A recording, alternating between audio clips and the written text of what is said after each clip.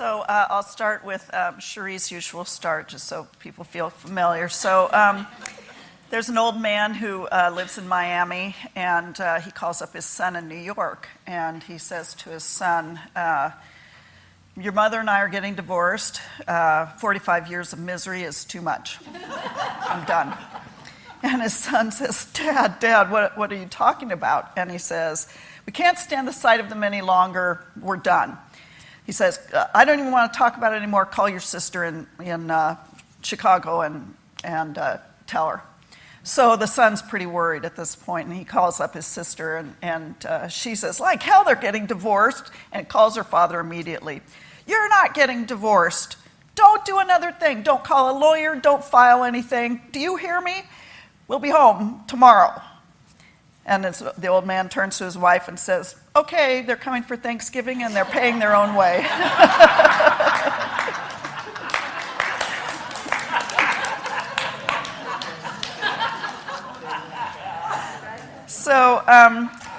What I want to talk about today, I'm going to start with the story of the lepers, 10 lepers in the Bible that Jesus healed. Then I want to talk about the connections between skin problems, how the Bible saw these skin problems, and what we're seeing now with prayer or an altered state of consciousness, which is a lot of times what we all experience with prayer or meditation, and then the action that goes with Thanksgiving. So leprosy was a name for several skin conditions in the Bible, probably including the modern Hansen's disease that we know of now. Probably included psoriasis, but a lot of different skin conditions during that time. And the condition is discussed both in the Old and the New Testament. So it was something that was pretty much on the minds of a lot of people at that time. It did not kill, but it did not end either. It lingers for years. It causes the tissues to degenerate and deform the body. It's actually not a skin disease. It's a disease of the nervous system, because what it does is it affects the nerves. The symptoms start in the skin and spread to the hands, the feet, face, and earlobes. And it's spread person to person by skin contact, as well as sneezes, coughs, everything else.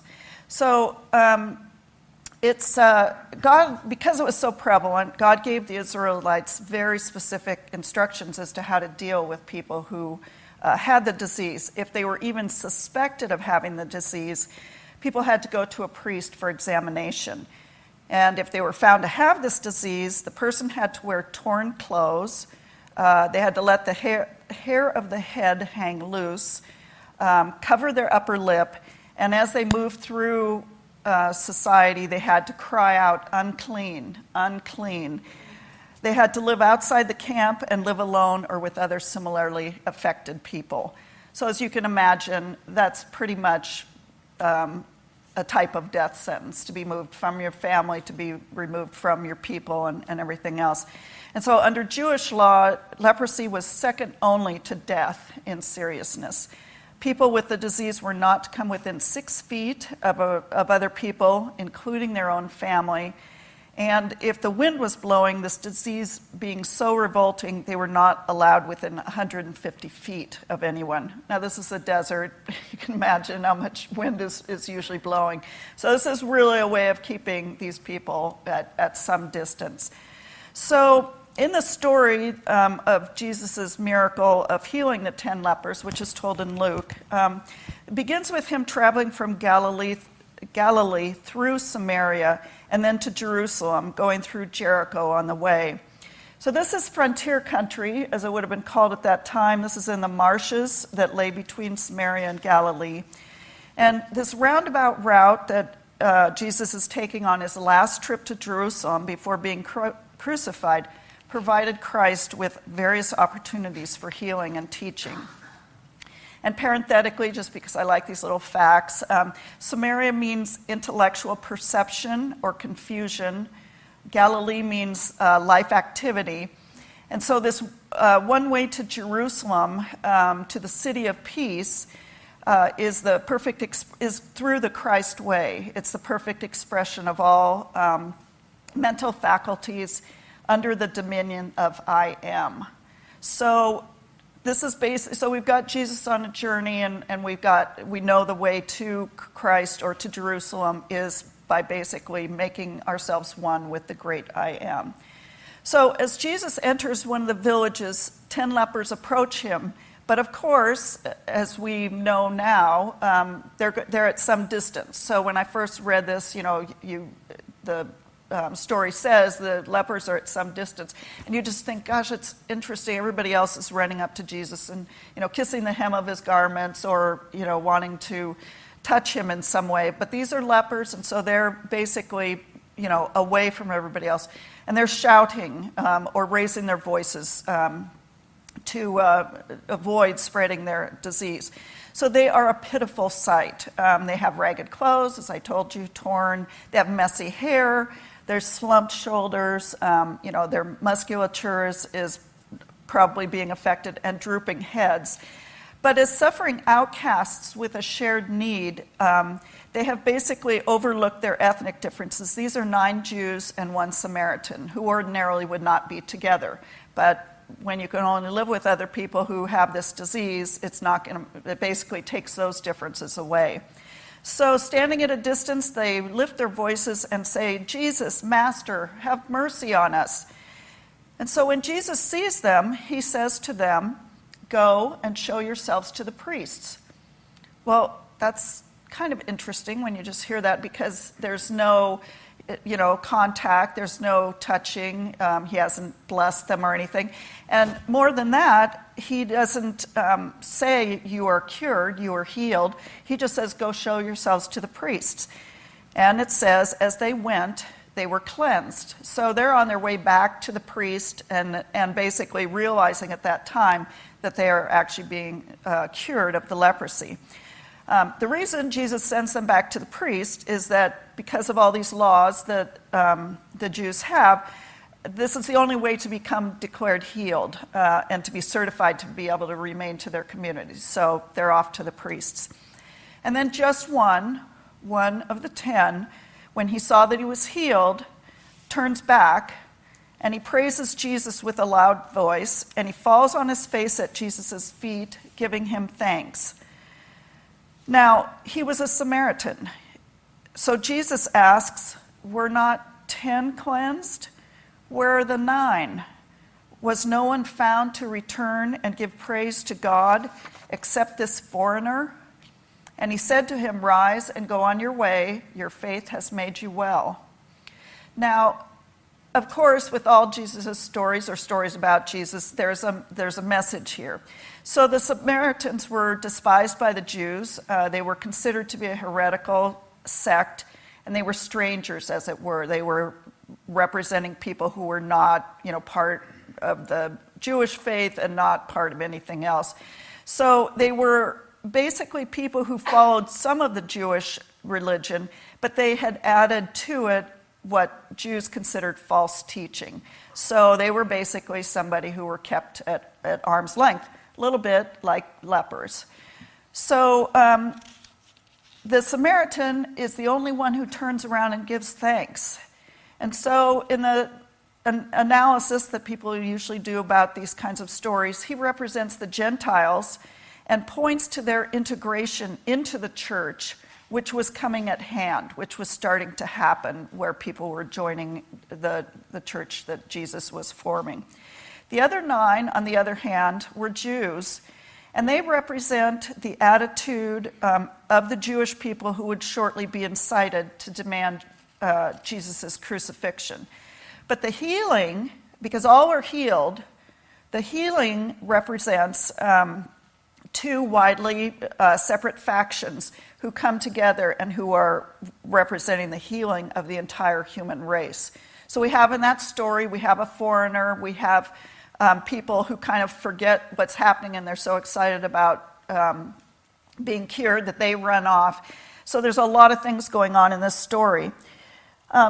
If you notice, the Samaritan is really not identified as a Samaritan until he is at Jesus' feet, which suggests that it's perhaps his being noticed and cleansed in spite of his double marginalization, a leper and a Samaritan, His double experience of life at that edge creates his deeper gratitude and creates his act of giving thanks. So again, the message is you can be a leper, you can be somebody who's a foreigner, you could be somebody else, but you will be healed with everybody else, and you want to give thanks. And that's what Jesus is acknowledging, and that is the action, not just the blessing of being cured, but the action of giving thanks. So there's no doubt that there's something here to be understood about the people who live on the margins of our communities, who are treated as invisible or unlovely because of how they look or who they are or where they come from. Jesus clearly notices and loves them and calls us to do the same. But we might also consider the parts of us that are hidden in the borderlands of ourselves, where we least want to be seen and most need to be touched. Jesus is not afraid of the borderlands. He's not afraid of those of us who wander off the path or who don't hear the calling. He basically does not mind meeting us in those places that we've wandered off to where we're a foreigner. And it may be that recognizing him there, even when we're off or not on the path, that we find in our deepest selves a new outpouring of the grateful love that makes us well. So again, we can find that anywhere. It doesn't matter where we are. It doesn't matter how far we've strayed. So biblical leprosy was portrayed as a powerful symbol of sin, its spread, and the horrible consequences of sinning. Writers surmised that, like leprosy, sin starts small and spreads, leading to other sins and causing great damage to our relationships with God and others.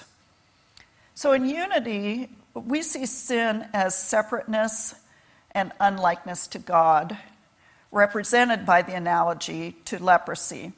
So what the skin condition represents in this story is that our substance, ourselves, gets so separated from the great central life source that it loses its vitality. People stand off from their source like the lepers. So they move away, they drift away, they may move consciously, they may move unconsciously, but basically it's the idea that when you have that kind of skin condition, you are moving away from God. So our life as humans finds expression through the awareness of the senses.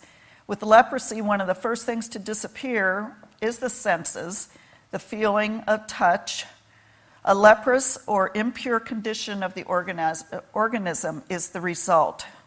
So in Jewish interpretation, leprosy was used as a graphic sign that something was wrong spiritually, and teshuvah, or return or atonement, was in order.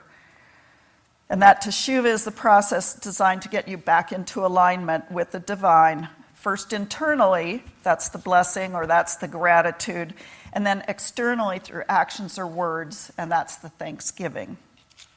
Regardless of faith, whether metaphysical, Jewish, Christians, all of us want to get back to being one or unified with God, where we consciously live in harmony with the divine spirit. Looking back, it is not always easy to see where we left that one position. We may need outside help. Habits may be ingrained, or we might be unconscious to the harm our actions and work create.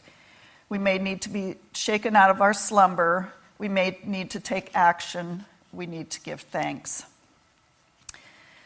So, with a nod to Phil Pearson, I want to tell you about a 2014 study and what it says about healing skin disorders. Now, this might get a little bit technical, but stay with me. So, for years, researchers have believed that we have two autonomic nervous systems. One is the vegetative or the lower level survival responses, and that is where we freeze when we're threatened. So that's a kind of a reptilian level, that's a pretty low level. These are responses that don't, where we don't think, we just react. And the other is the fight or flight response to threat. So these are not connected to our thinking brain. We don't have a chance to think, oh, I better get out of here. We just move.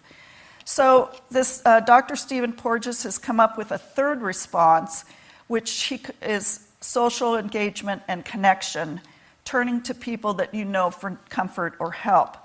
So if we can ground ourselves in this third pathway to feel safe and connected, calm and social, then this will have more of a place to be when danger threatens us. So if you're calm, if you're basically kind of located in your God spirit, that sense of threat is either not going to bother you as much, or it's going to allow you to basically think before you react and to have some control over the situation.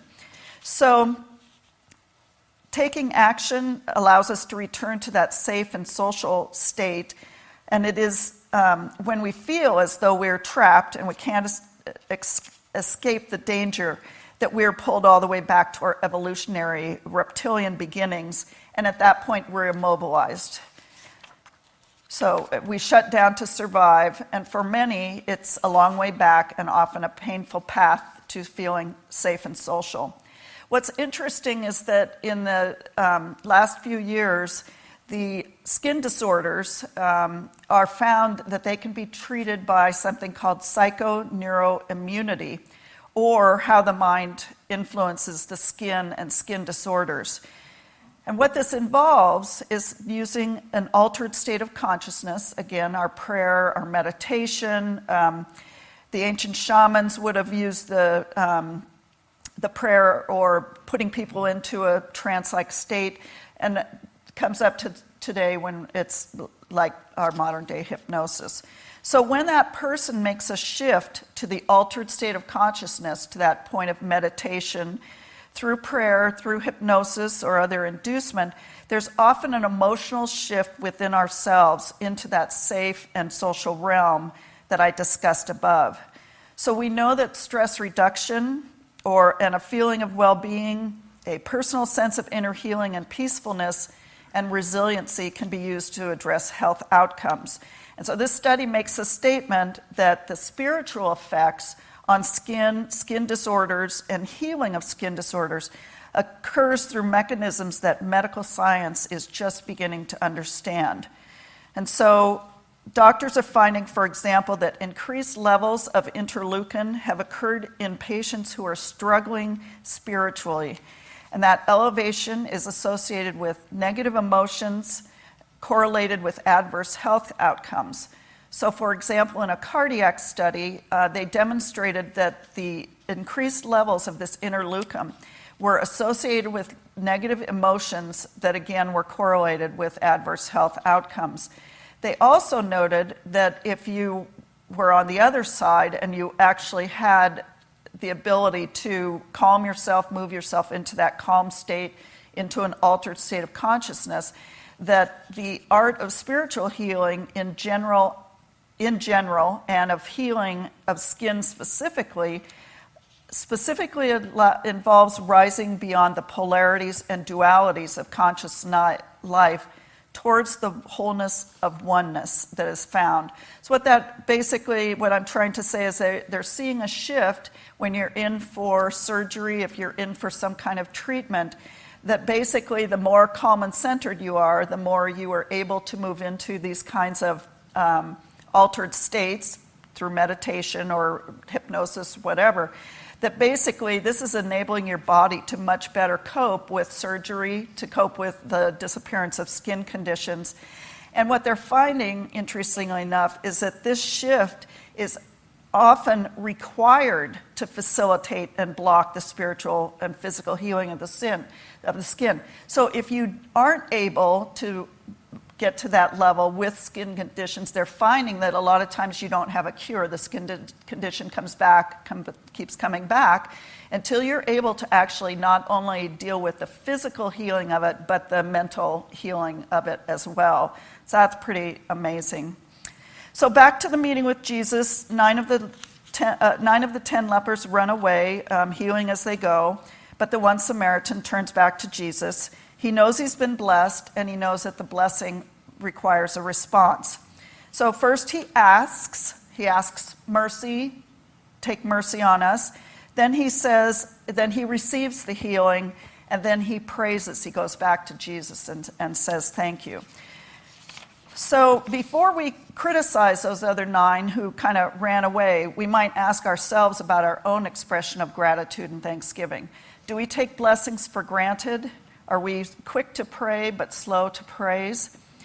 It may be that the Samaritan was more free to think about what to do than the Jews were. They were on their way back to a long ritual cleansing that would allow them to re-enter society. And it may also refer, again, symbolically, to the Jewish rejection of the Christ message, even though they were offered a great gift. So at the least, they were focused on themselves and what had been done for them and not on Jesus. But the Samaritan was not bound by these Jewish rituals. So maybe part of what this story really means is that we shouldn't be bound up in our own routines, our own rituals, our everyday life, and then if we don't take the time and we're not distracted enough, we need to make our thanksgiving. What 9 of the 10 lepers missed was the opportunity to express their gratitude, which allows a more personal relationship with God. Thanks is translated from the Hebrew word to hold out your hand. To acknowledge the gift of God is much like a baby holds out her hands to her mother, asking to be picked up and carried. Gratitude brings benefits in this world and the world to come, and we need to lend our voices to the choir. Gratitude is a feeling, giving thanks is an action. The leper did something with his feeling of gratitude, and he turned it into an act. But it does no good to excuse our situation by comparing it to something almost as bad. So, for example, when poor Snoopy gets dog food when everybody else is getting turkey and the trimmings, he thinks, well, at least I'm not the turkey.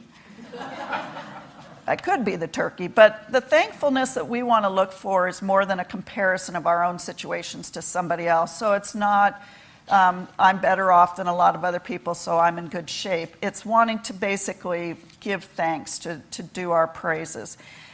I recently picked up a book that's several years old called 29 Gifts, How a Month of Giving Can Change Your Life. And I'm almost done. In this book, a 33-year-old woman is contending with multiple sclerosis.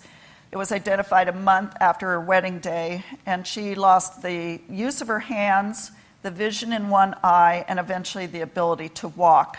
And so she spiraled down into a deep depression and became addicted to pain medicine.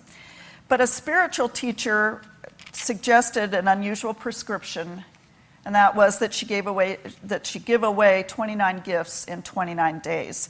The gifts could be anything, but the giving had to be authentic and mindful, and at least one gift had to be something that was scarce in her life. By day 14, she was able to walk. By day 29, she was working part-time. So it gives you some example of how her giving of gifts basically took her mind off herself and moved her into a different realm of being able to basically think of other people. So by giving, you are focusing on what you have to offer to others, inviting more abundance into your life. One thing to do this Thanksgiving week is to ask yourself, how will I take my feeling of gratitude into the concrete, tangible act of thanksgiving or giving thanks?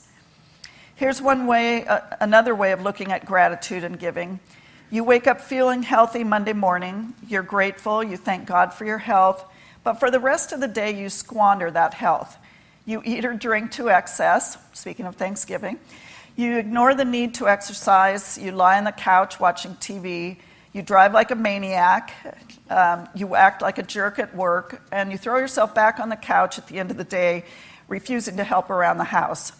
So that gratitude for health on a given day should lead to a thankful heart that expresses thanks in service to others. A grateful heart is content. A thankful heart is helpful. Gratitude is an inward feeling of joy and contentment. Thanksgiving is an outward display of gratitude. So our goal should be to take a grateful heart, one that recognizes the gift of God, and turns it into a thankful heart, which glorifies God through expressions towards others. Right after I was writing this, I had to meet a notary to sign some forms. I made arrangements with their office to meet the notary in a downtown office as opposed to their Roseville office. And when I got to the office, the notary was already on the phone saying she hadn't understood that we were supposed to meet downtown and that she could be there in 20 minutes. I agreed, even though I knew she couldn't make it downtown in rush hour in 20 minutes. That would be more like 30 or 40 minutes. And an hour later, she rushed in. But if it had to happen, it was a good day for me. I was calm, I was collected, and she was apologizing profusely over and over again. And then as we started signing the forms, we got about 90% through, and it turned out that someone had put the next day's date on the forms and that we were meeting on the wrong day. Then she really started apologizing. I would have usually been livid by that time. It would have been something so far out of my control that, I would just have probably been vibrating. But again, it was a good morning for me. I wasn't in a hurry, and I kept my cool, and I finally said, stop, it's okay. I said, just pass it along the next time. And she stopped, and she took a deep breath, and she said, okay, I'll do that. And it left both of us with such a calm and great feeling of, I think, I hope hers lasted the rest of the day because it certainly did to me. And that's the kind of gift we're talking about, not tangible gifts and things or consciously trying to do something for others, but just basically in the moment, trying to be grateful, trying to share our sense of Thanksgiving with others.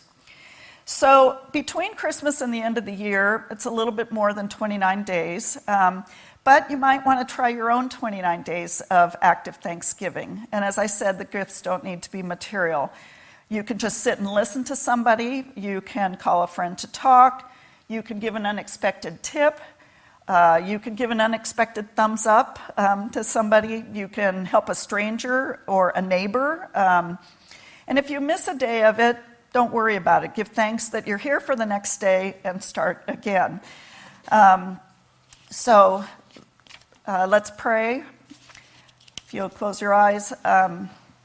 Lord, thank you for the many blessings in my life. Fill my heart with gratitude. Lead my heart to thanksgiving and inspire my thanksgiving to offer acts of service to others this day. Amen.